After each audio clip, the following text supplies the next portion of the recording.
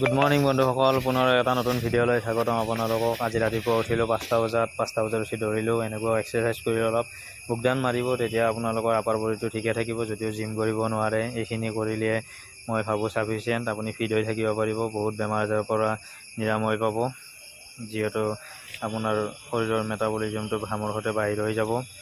সেইটো কাৰণে তাৰপিছত অলপ ফ্ৰক জাম্প লগালোঁ। সেইটো এংকেল, থাই আৰু বেক মাচল, হিপ এইবিলাক আপোনাৰ ষ্ট্ৰেংথ হ'ব, মজবুত হ'ব। তাৰপিছত আহিলোঁ বজাৰলৈ।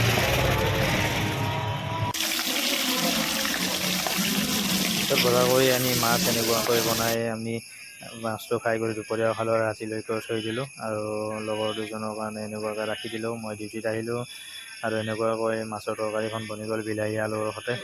আৰু ইয়াৰ বন্ধু দুজনৰ লগত ভাত খাবলৈ ল'লোঁ। দেখিছে ই বেটাই সকলো খাই আছে নামতা একদম। এই চফা কৰি দে। মই নাখাওঁতে কেৰাহী চফা হৈ গ'ল দেখোন। বেটা দেখা বনালাগে ই বেটা তলমুৱা হৈ মাৰি আছে।